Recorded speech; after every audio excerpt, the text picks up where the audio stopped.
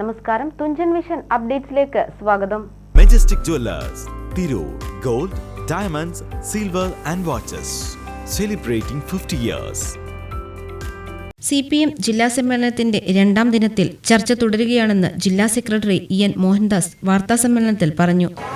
ആ നിലപാട് സംബന്ധിച്ചിട്ടുള്ള അഭിപ്രായങ്ങൾ, നിലപാട് സംബന്ധിച്ച കൂടുതൽ വ്യക്തതകൾ ലഭിക്കുന്നതിന് വേണ്ടിയുള്ള അഭിപ്രായ പ്രകടനങ്ങൾ നടത്താറുണ്ട്. ഇന്നത്തെ സാർവദേശീയ രംഗത്ത് ഏറ്റവും ഭീഷണമായ ഒരു അന്തരീക്ഷത്തിലേക്ക്, ഒരു യുദ്ധ അന്തരീക്ഷം ശക്തിപ്പെട്ടു വരികയാണ്. അതിൻ്റെ വളരെ പ്രധാന കേന്ദ്രം നമുക്കൊക്കെ അറിയും പോലെ പശ്ചിമേഷ്യയാണ്. പലസ്തീനെതിരായി സാമ്രാജ്യത്തിൻ്റെ അധിനിവേശം എന്ന് പറഞ്ഞ പോലെ വംശഹത്യയാണ് അവിടെ നടക്കുന്നത്.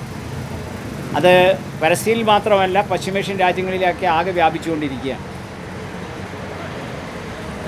നമ്മുടെ അമേരിക്കയിലെ ട്രംപ് അധികാരത്തിൽ വന്നതോടുകൂടി ആ യുദ്ധാന്തരീക്ഷം ഒന്നുകൂടി കനക്കാനാണ് പോകുന്നത്. അപ്പോൾ ലോകത്ത് പ്രാദേശികമായും രാജ്യങ്ങൾ തമ്മിലും ഒക്കെ നടക്കുന്ന സംഘർഷങ്ങൾ, യുദ്ധ നീക്കങ്ങൾ, അധിനിവേശങ്ങൾ, വംശഹത്യ, ഈ ലോകത്താകെ നടക്കുന്ന യുദ്ധാന്തരീക്ഷത്തിനെതിരെ സമാധാനത്തിൻ്റെ സന്ദേശവാഹകരായി പ്രവർത്തിക്കാനുള്ള ബാധ്യത കമ്മ്യൂണിസ്റ്റ് പാർട്ടിക്കുണ്ട്. ആ രൂപത്തിൽ വിപുലമായ ബഹുജന പ്രസ്ഥാനം, സമാധാന പ്രസ്ഥാനം വളർത്തിക്കൊണ്ടുവരേണ്ടതുണ്ട്. ഇന്ത്യയിലെ കമ്മ്യൂണിസ്റ്റ് പ്രസ്ഥാനത്തിൻ്റെ പാരമ്പര്യത്തിൻ്റെ തുടർച്ചയാണത്. അപ്പോൾ യുദ്ധവിരുദ്ധ, സാമ്രാജ്യവിരുദ്ധ പ്രചാരവേലകളും ക്യാമ്പയിനുകളും ഒക്കെ നടത്താറുണ്ടെങ്കിൽ പോലും അതിൻ്റെ അളവ് വർദ്ധിപ്പിക്കണം. നിരന്തരമായ പലസ്തീൻ ഐക്യദാർഢ്യം, ഗസയിലെ വംശഹത്യക്കെതിരായിട്ടുള്ള ബഹുജന മനസ്സിനെ ഉണർത്തുന്നതിന് വേണ്ടിയുള്ള സ്വതന്ത്രമായ, അതോടൊപ്പം തന്നെ വിപുലമായ പ്ലാറ്റ്ഫോമിൻ്റെ ആഭിമുഖ്യത്തിൽ ഒക്കെ തന്നെ ഈ സമാധാന പ്രസ്ഥാനത്തിൻ്റെ സന്ദേശം പ്രചരിപ്പിക്കുന്നതിന് ശക്തമായി ഇടപെടണം എന്ന അഭിപ്രായം പൊതുവെ. മോഡി ഗവൺമെൻറ് മൂന്നാമത് അധികാരത്തിൽ വന്നപ്പോഴും അവരുടെ നയങ്ങളിലൊരു മാറ്റമില്ല.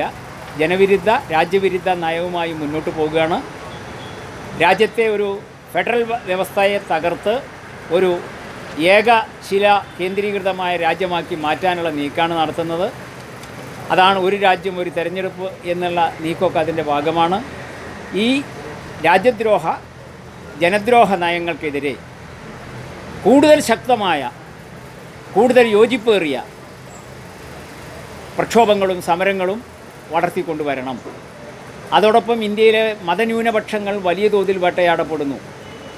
ഇപ്പം മണിപ്പൂരിലൊക്കെ ഏറ്റവും അവസാനത്തെ സംഭവം, മുഖ്യമന്ത്രി മാപ്പ് ചോദിച്ചിരിക്കുകയാണ്. ക്രിസ്ത്യൻ ന്യൂനപക്ഷമായാലും മുസ്ലിം ന്യൂനപക്ഷമായാലും വലിയ തോതിൽ വേട്ടയാടപ്പെടുക. 32 പ്രതിനിധികൾ ഇതുവരെ ചർച്ചയിൽ പങ്കെടുത്തു.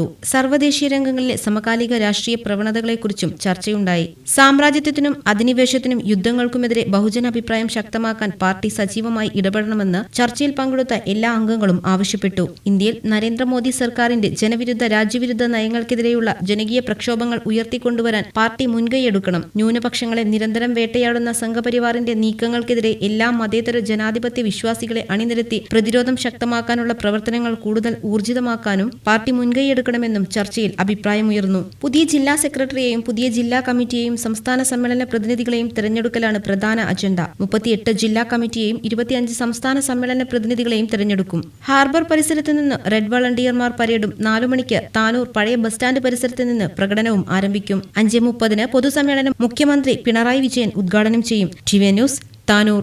50 വർഷത്തെ സുവർണ നേട്ടത്തിന്റെ പാരമ്പര്യ തിളക്കവുമായി മെജസ്റ്റിക് ജുവല്ലേഴ്സ് ഒരുക്കുന്നു Majestic bridal fest. Most latest wedding കളക്ഷനോടുകൂടി വെഡിംഗ് പാക്കേജുകൾ. ഹോൾസെയിൽ വിലയിൽ വിവാഹാഭരണങ്ങൾ വാങ്ങാൻ പ്രത്യേകം വെഡിംഗ് സെക്ഷൻ.